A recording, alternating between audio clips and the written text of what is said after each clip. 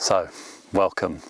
So today I'm going to talk about 3 things that I think make people want to quit YouTube. Myself, I've considered it, and I think that I've also found some ways to alleviate that want to quit YouTube, to counteract that. So the 3 things that I'm going to talk about today that I think are probably the most painful out of the lot are analytics and trending. It's number 1.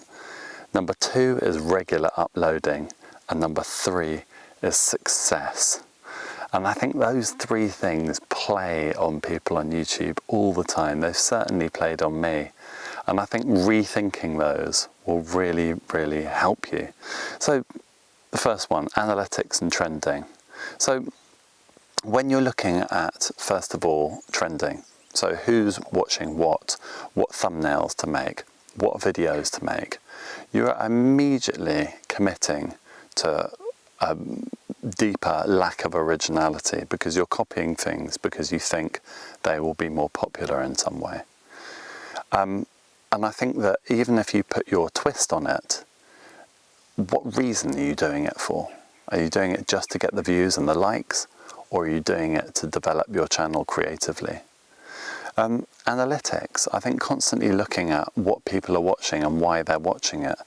If your YouTube is a business, if you want to just have YouTube as a full-time career, then yeah, definitely you need to. But if you're like me, you work full-time, you make videos as often as you can, analytics and trending just get in the way. This brings me on to point number 2. So regular uploading. So uploading regularly, I am getting more and more interested in creativity and less interested in demand. And I think that the problem with uploading regularly is this. I started doing it every week, then I started doing it every fortnight, and every time it was a bit of a push, a bit of a pressure. And I was finding that at the end of my video, I thought, right, well, at least I've got it onto YouTube. And I thought, wait a minute, I remember this feeling before, and the feeling is this. When I'm painting and when I'm sketching, I think, well, at least I've done a sketch. I haven't done an oil painting, but I've done a sketch, so that's all right. At least I've done something. There's only so far you can go before you need to get more of the oil paintings out. You need to actually take time on it and to work out what it is you want to achieve. And I'll talk a little bit more about that later on. So, and the third one is success. Success is something that is banded around a lot, success on YouTube or being successful. And I think redefining those parameters of what success is really, really important. And I think that forms the kind of fundamental crux of what I'm talking about today. So let's think of it another way. So let's start with analytics and trending. If YouTube isn't your main job, like me, if you're working full-time and you're making videos when you can, trying to upload and trying to do things that people want you to do is pretty soul-destroying, because you want to have a creative process that enriches you. I wouldn't dream of thinking for a minute, really, with a landscape photograph, I'm going to go and photograph this because I think people are going to like it. I'm just going to do it because I love it, and I hope that love resonates with other people. And I think it is the same with YouTube. I've caught myself thinking, that sounds like a good topic, it's got loads of views, I'm going to do it. You just think, come on, Austin, why? You know, make videos about what you want to make videos about. Make videos about things that make you feel passionate and that spur your creativity. And then hopefully people will at least empathize and at most really, really get on board and really really kind of resonate with you as a person. So regular uploading. So regular uploading, as I said, I think it means that every single time you upload, you're kind of forced, because of the algorithm or because of wanting to kind of maintain an audience, you're forced to produce quite often half-assed videos. And I'm really tired of it. And I want to take time to not only make the video, to edit the video, but also to watch it back and not spend 5 minutes quickly skipping through it thinking, yeah, it's all right, I haven't made too many bloopers, seems all right, right, I'll whack it on. And actually making time for it and thinking, what am I trying to communicate in this video? What am I trying to do? Have I communicated it properly, or should I just go out and reshoot the thing all over again? And I think that regularity, sorry folks, but the people that subscribe to me and watch my channel, I'm not going to upload really regularly anymore. I'm probably going to spend more time filming and more time doing YouTube, but I'm going to try and produce higher quality. Now, the proof's in the pudding, you're going to have to tell me, but in the coming months, hopefully you'll see a little better quality in terms of like what I'm producing and how I'm producing it, making sure there's enough B-roll to really kind of give atmosphere, making sure I'm putting my point across, making sure I'm not rambling like I might be now, but really, really important.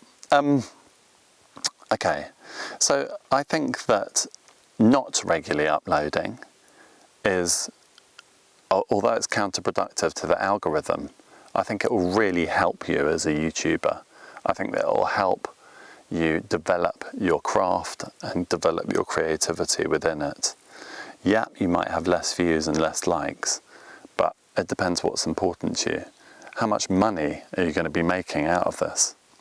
So, this brings me to my final point, which is success. And success on YouTube is what? So success on YouTube could be defined by whether you're a YouTube partner or not. It could be defined by how many thousands of subscribers you have.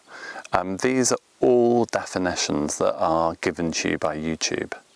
Success could be a stereotypical vision of what you think successful should be based on other successful people. But there's another way of looking at this.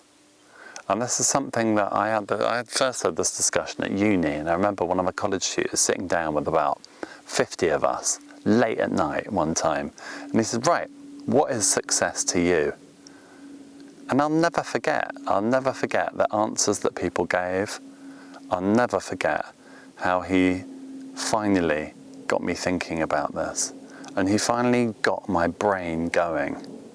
And rather than going for societal expectation success, or rather than going for success defined by the parameters of a company or a business such as YouTube, how about defining your own success? And it got me thinking what was really, really important to me. So should I feel successful if I've created a painting or a video or a photograph that I feel has really informed my creativity? Yes. If people initially aren't watching it or viewing it or liking it or commenting on it, is that a really, really bad thing? And I really had to start kind of thinking about this and thinking, well, not necessarily. If people come to it in time, if they realise the quality, keep on using this word, if it resonates with them, then that is really, really, really important. I remember selling a painting once to a doctor, and he said, I've come to look at your painting a number of times over the last week, and this is what I surmise about your painting after looking at it for 10 minutes a day for the last week. And I was taken back. I was thinking, he took 10 minutes a day out of his time to look at my painting. I thought, bloody great. And that was worth so much to me. It was worth more than any gallery sales that I had. It was a real moment. And I think redefining what success is to you is really, really important. So, lastly, my future on YouTube, and what I want to do. So I want to create films where I'm probably filming more, I'm getting out more, I'm in the environment. Like here, I'm on a beautiful path near Cheddar, just enjoying the countryside. I love this place and this space, and I want to really enjoy the process of filmmaking as well as the process of photography. I want to treat it as a way of refining my craft and the story that I create, and I hope that that irregularity of loading, probably it's going to be something like once a month, isn't going to deter people. I hope that people will come to it and see what I'm trying to do. I think ultimately, I'm not a full-time YouTuber. I work full-time. I need to consider how I'm going to take YouTube further, and part of that has to be selfish. It has to be a need to enrich myself as well as providing value content for the viewer. So please let me know what you think. Please send me any comments and let me know your experience. I'd be really interested to hear. So for now, bye. See you on the next one.